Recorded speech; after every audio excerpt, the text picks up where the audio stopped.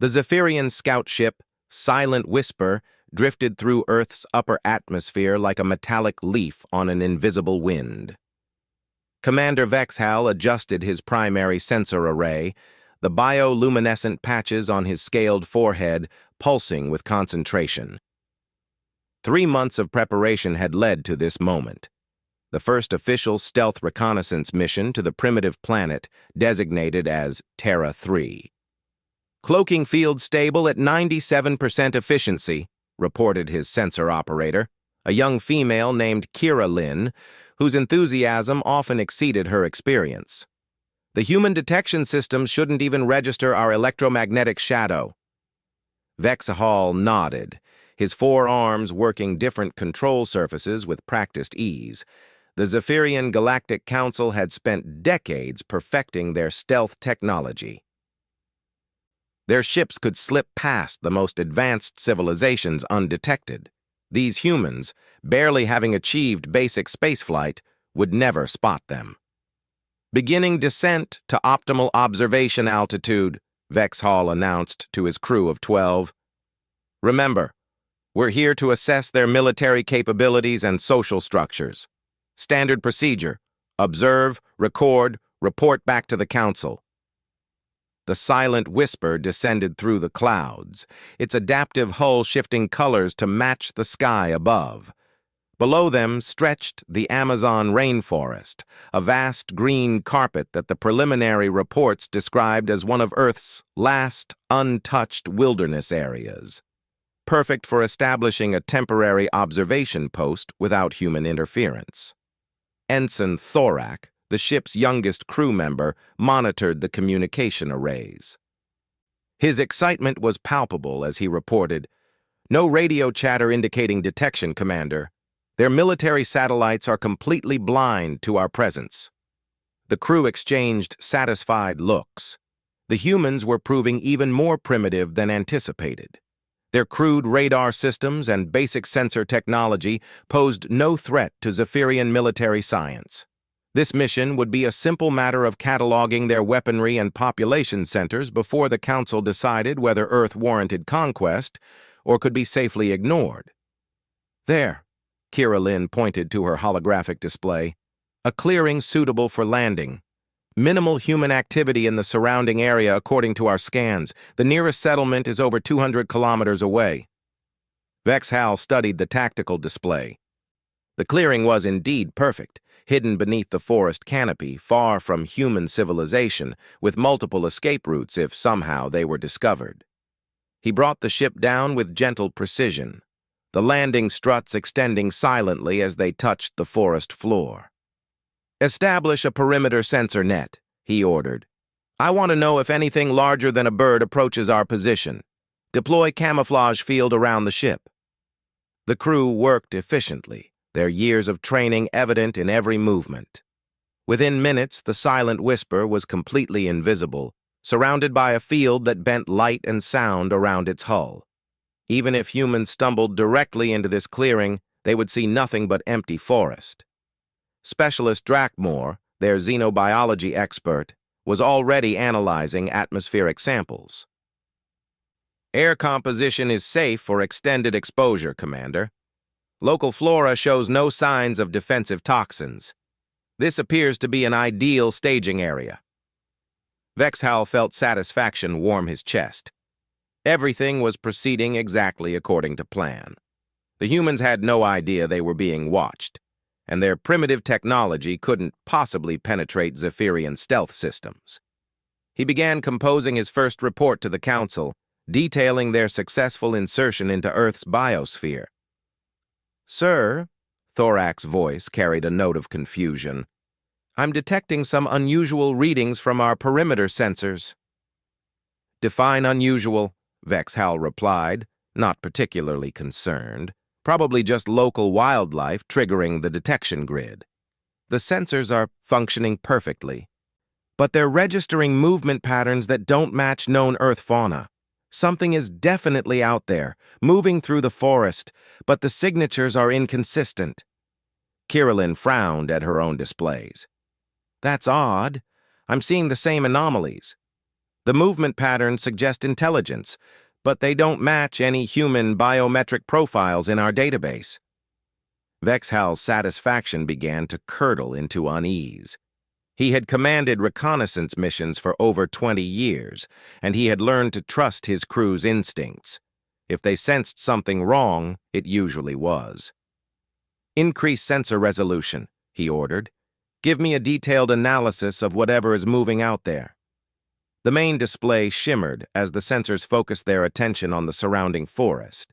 Data streams flowed across multiple screens, painting a picture that made no sense. The signatures appeared and disappeared like ghosts, sometimes registering as human-sized, sometimes as nothing at all. "This is impossible," Drakmor muttered, his facial tentacles writhing with confusion.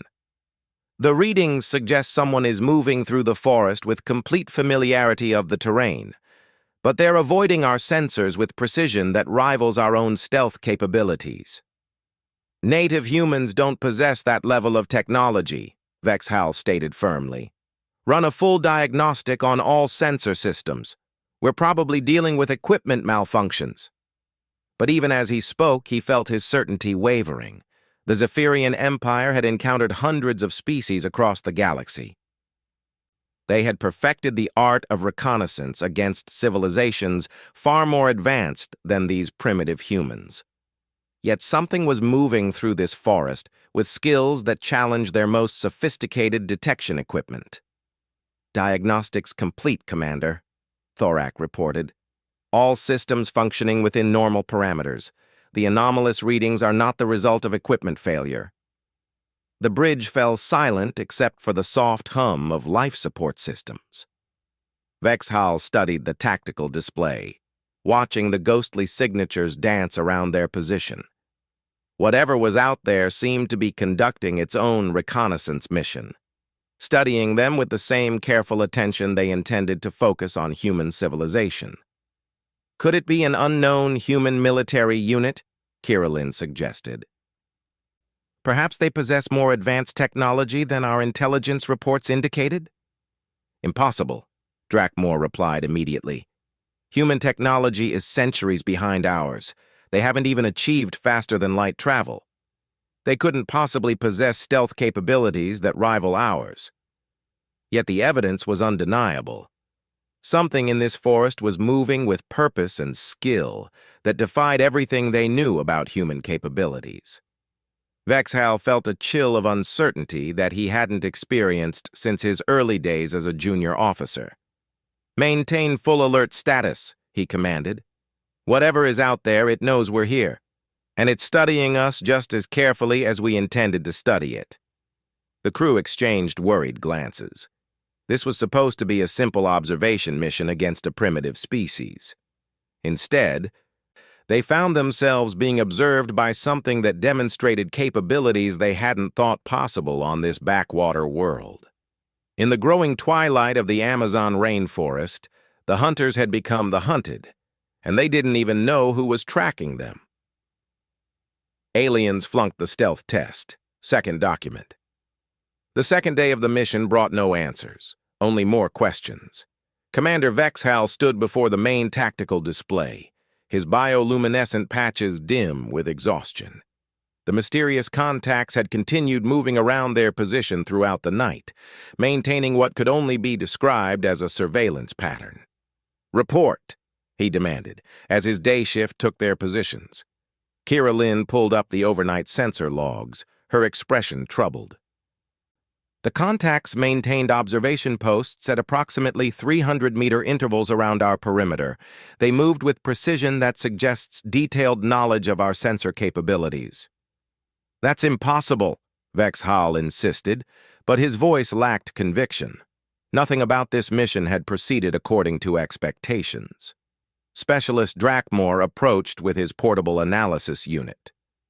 "Commander, I've been studying the movement patterns against our database of Earth fauna. The signatures don't match any known species. The stride length, weight distribution, and behavioral patterns are unlike anything in our xenobiology files." "Show me," Vexhal commanded. The display shifted to show a three-dimensional recreation of the detected movements. Ghostly trails wound through the virtual forest, appearing and disappearing as the mysterious watchers moved between their observation posts. The patterns were too regular for wild animals, too sophisticated for primitive humans, too coordinated for random chance. "Sir," Thorak called from his communication station, "I'm detecting electromagnetic signatures that don't match any known human technology. Brief bursts of highly focused transmission, probably short-range communication between the contacts." Vexhal felt his mandibles click together in frustration. Every piece of evidence suggested they were dealing with an unknown force that possessed technological capabilities far beyond what Earth should have been able to develop. Yet the alternative explanations were even more disturbing. "Could we be dealing with another galactic civilization?" he asked his crew. "Perhaps someone else has already established a presence on Earth?" Drakmor shook his head. "The Council maintains detailed records of all known spacefaring species. No one else has claimed this sector, and our long-range sensors detected no other ships in the system. Besides," added Kira Lin, "the movement patterns are too organic, too adapted to this specific environment. Whatever is out there has intimate knowledge of this forest that could only come from extended exposure." The implications of her statement hung heavy in the air. If the Watchers weren't aliens from another civilization, and they weren't ordinary humans using known technology, then Earth might harbor intelligent life that the Galactic Council's advanced surveys had completely missed. "I want active scans," Vexhal decided. "Whatever is out there, I need to know what we're dealing with." "Sir," Thorak protested, "active scanning will compromise our stealth profile if there are other human settlements in the area." "We're already compromised," Vexhal cut him off. "Something knows exactly where we are and what we're capable of. Passive observation has given us nothing useful.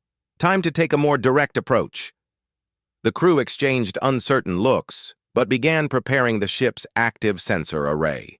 Within minutes, powerful scanning beams lanced out through the forest, penetrating vegetation and soil with sophisticated sensor technology that could analyze molecular composition at the atomic level. The results were immediate and disturbing. "I'm detecting nothing," Kirillin reported, confusion evident in her voice. "The active scans show normal forest composition.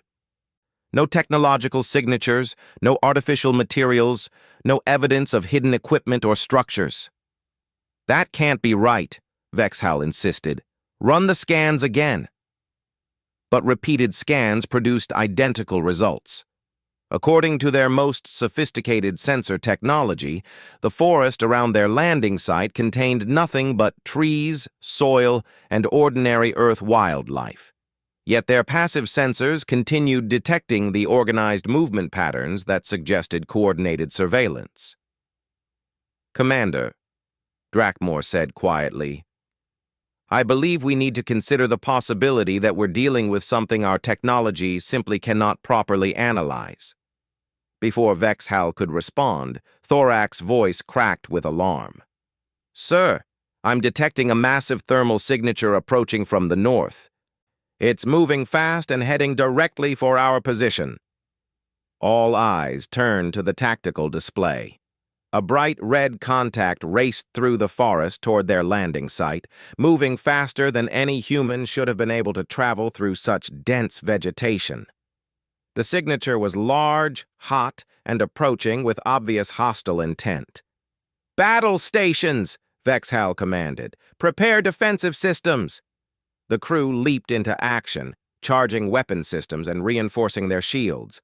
Whatever was approaching, it was no longer attempting stealth. The thermal signature blazed across their sensors like a beacon, growing larger and hotter as it closed the distance.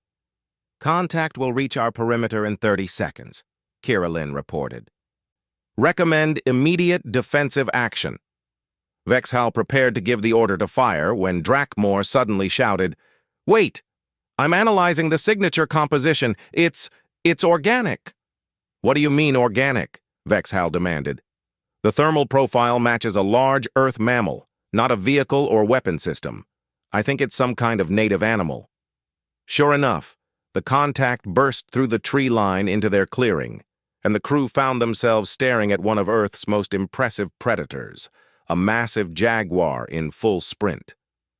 The great cat skidded to a halt in the center of the clearing, its golden coat marked with distinctive black rosettes, its amber eyes reflecting the afternoon sunlight. The jaguar looked directly at their cloaked ship for several long moments, as if it could see through their most advanced stealth technology. Then it turned and bounded back into the forest, disappearing as quickly as it had arrived. "Did that animal just—" Thorak began. "It looked right at us," Kira Lin finished. "It knew exactly where we were." Vexhal felt a chill run down his spine. The jaguar's behavior made no sense. Earth animals shouldn't have been able to detect their ship through the camouflage field, yet the creature had stared directly at their position with obvious awareness of their presence. "Sir," Drakmor reported, studying his readings with growing excitement, "the organic signature patterns we've been tracking don't match any large Earth mammals in our database. They're much smaller, more consistent with human-sized contacts, but they're moving through the environment with efficiency that rivals the natural predators." Understanding began to dawn on Vexhal like a cold sunrise. The Watchers weren't using advanced technology to avoid their sensors. They weren't aliens from another civilization. They were humans, but humans who had somehow adapted to their environment so completely that they could move through the forest like native animals. "Pull up everything we know about human adaptation to forest environments," he ordered.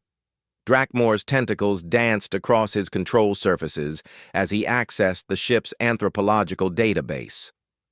"There are records of human populations that have lived in forest environments for thousands of years. Some have developed remarkable abilities to navigate difficult terrain, track animals, and survive using only natural resources. But nothing that could explain avoiding our sensors," Kira Lin protested. "Perhaps," Vexhal said slowly. "We've been thinking about this wrong. We assumed that avoiding our sensors required advanced technology. But what if it simply required perfect understanding of how to move through a natural environment?" The crew pondered this possibility. Their technology was designed to detect artificial signatures, metal, electronics, energy emissions. But humans moving through their natural environment, using only their innate abilities, might indeed present a detection challenge that their systems weren't optimized to handle. "If that's true," Thorak said quietly, "then we've spent 2 days being systematically observed by humans who know this forest better than we know our own ship." The thought was sobering. The Zephyrian Empire prided itself on technological superiority. Yet here they sat, their most advanced stealth ship detected and surrounded by primitives using nothing more than knowledge passed down through generations of living in harmony with their environment. Vexahal realized that their mission parameters might need significant revision. They had come to Earth expecting to observe a primitive civilization. Instead, they had encountered humans whose abilities in their natural environment exceeded anything the Galactic Council's databases had predicted. The hunters had indeed become the hunted, and their prey was proving far more capable than anyone had imagined. Aliens flunked the stealth test. Third document. On the third day, Commander Vexhal made a decision that would have horrified his superiors. He was going to make direct contact. "Sir, with all respect, this violates every protocol in the reconnaissance manual," Specialist Drakmor protested. "First contact procedures require extensive preparation, cultural analysis, and council authorization." Vexhal's bioluminescent patches flickered with determination. "The situation has moved beyond standard reconnaissance. We're dealing with humans who have capabilities our intelligence completely failed to predict. The Council needs accurate information, not outdated assumptions." He studied the tactical display one more time. The mysterious Watchers had maintained their surveillance for 3 full days. demonstrating patience and discipline that rivaled any military force he had encountered. More disturbing, they showed no signs of reporting his ship's presence to their authorities. These humans were keeping the alien presence secret, which suggested a level of sophisticated thinking that challenged every preconception about their species. "Kiralin, disable the camouflage field," he ordered. "If they want to observe us, let's give them something worth seeing." "Commander, are you certain about this?" Thorak asked nervously. "Once we reveal ourselves, there's no going back." "We revealed ourselves 3 days ago," Vexhal replied grimly. "We just didn't know it yet." The camouflage field shimmered and died, leaving the silent whisper visible in the forest clearing for the first time since their arrival. The sleek alien vessel gleamed with an otherworldly, metallic finish, its curved hull reflecting the dappled sunlight that filtered through the canopy above. For several minutes, nothing happened. Then Drakmore's sensors detected movement. "Contact approaching from the southeast," he reported. "Single individual, moving directly toward our position. No attempt at concealment." Vexhal felt his heart racing as he watched the display. After days of ghostly encounters, he was finally going to see one of their mysterious watchers face to face. The contact moved with fluid grace between the trees, following a path that seemed to materialize beneath their feet. "Distance 50 meters and closing," Kiralin announced, thermal signature consistent with human physiology. "Open the main hatch," Vexhal commanded. "I'm going out there." "Sir, that's extremely inadvisable," Drakmore protested. "We don't know their intentions or capabilities." "Their capabilities include detecting our most advanced stealth technology and maintaining surveillance that our sensors can barely track," Vexhal replied. "If they wanted us harmed, they've had ample opportunity. I believe they're as curious about us as we are about them." The hatch cycled open with a soft hiss of equalizing pressure. Vexhal stepped onto the forest floor, his 4 arms spread wide in what he hoped was a universal gesture of peaceful intent. Earth's air felt thick and humid against his scaled skin, rich with scents that his enhanced senses struggled to catalog. The human emerged from the tree line like a shadow-gaining substance. It was a male, Vexhal determined. Probably in his middle years, based on the slight silver threading through his dark hair. His skin was deeply tanned from exposure to sunlight, and his brown eyes held an intelligence that made Vexhal instinctively reassess his assumptions about human cognitive capacity. What struck the Zephyrian commander most was how perfectly the human belonged in this environment. His movements were economical and silent, his clothing woven from plant fibers that blended seamlessly with the forest colors. He carried no visible technology, no weapons, nothing that would register on their sensors as artificial. The human stopped 10 meters away and spoke in what Vexhal's translation system identified as Portuguese, then switched smoothly to accented English when he saw the alien's confusion. "Welcome to our forest," the human said simply. "My name is Carlos. We have been waiting for you to decide whether you came in peace or war." Vexhal felt his mandibles click in surprise. The human's tone carried no fear, no aggressive posturing, just calm evaluation. "You have been watching us since our arrival," he stated. Carlos nodded. "Your ship makes no sound and casts no shadow, but the forest still knows when something foreign enters. Birds change their songs, insects alter their patterns, even the trees whisper differently when strangers walk among them." "You detected our presence through environmental observation?" Vexhal asked, struggling to understand. "My people have lived in this forest for over 500 years, Carlos explained. "We know every sound, every scent, every rhythm of life here. Your arrival created ripples that we felt immediately." The implications staggered Vexhal. His people had developed technology that could fool sophisticated detection systems across the galaxy, But they had never considered that primitive beings might read their environment so completely that any disturbance would be immediately apparent. "We meant no harm," Vexhal said carefully. "We came to observe, to learn about your species." Carlos smiled, an expression that seemed to transform his entire face. "We know. If you had come with hostile intentions, you would have brought more ships, more weapons. Single scout vessels come to gather information, not to conquer." "You understand military tactics?" Vexhal asked in amazement. "My ancestors fought against conquistadors, colonizers, and governments that wanted to destroy our way of life," Carlos replied matter-of-factly. "We learned to recognize the difference between scouts and invasion forces centuries before your ship entered our sky." Vexhal realized that his crew was listening to every word through their communication link. He could imagine their shock at this revelation. These humans weren't primitive at all. They simply operated according to different principles than technological civilizations. "How many of your people know about us?" Vexhal asked.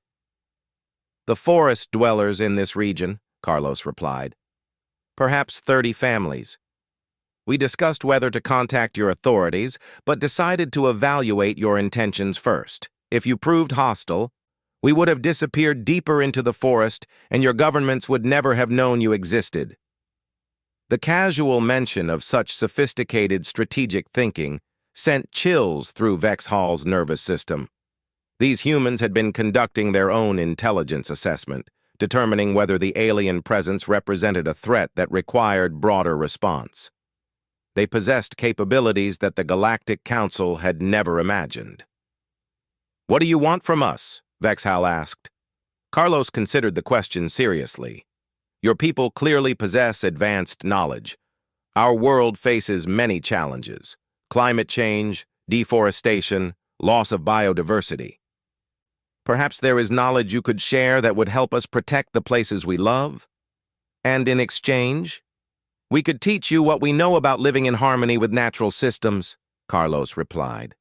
"Your ship is wondrous, but you never learned to read the language that wind and water and growing things speak constantly around you. There is wisdom in both approaches."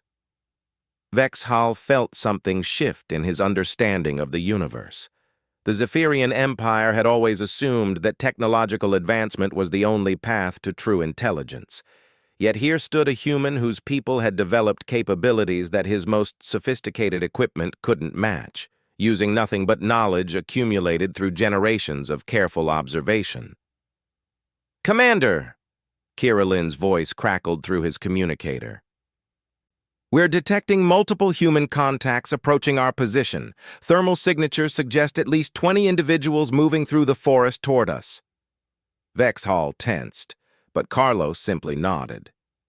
"My family and neighbors wanted to meet you as well. They're curious about people who travel between the stars." As if summoned by his words, more humans began emerging from the forest. Men, women, children, elders, all moving with the same fluid grace that Carlos had demonstrated. They carried no weapons, showed no fear, but Vexhal could sense the profound competence that radiated from each of them. "We have a proposal," Carlos continued, as his people gathered in a rough circle around the alien ship. "Instead of studying us from a distance, why not learn from each other directly? Your people clearly know things about the universe that we don't. We know things about Earth that your instruments cannot teach you." Vexhal looked around at the assembled humans, seeing intelligence and capability that the Galactic Council's files had completely missed. These weren't primitive beings waiting to be conquered or enlightened. They were a sophisticated people who had chosen a different path to knowledge and adaptation. "I will need to contact my superiors," he said finally. Carlos smiled again. "We understand. Change takes time, especially when it challenges what you thought you knew about the universe." As Vexhal prepared to return to his ship, he realized that this mission had become something entirely different from what anyone had planned.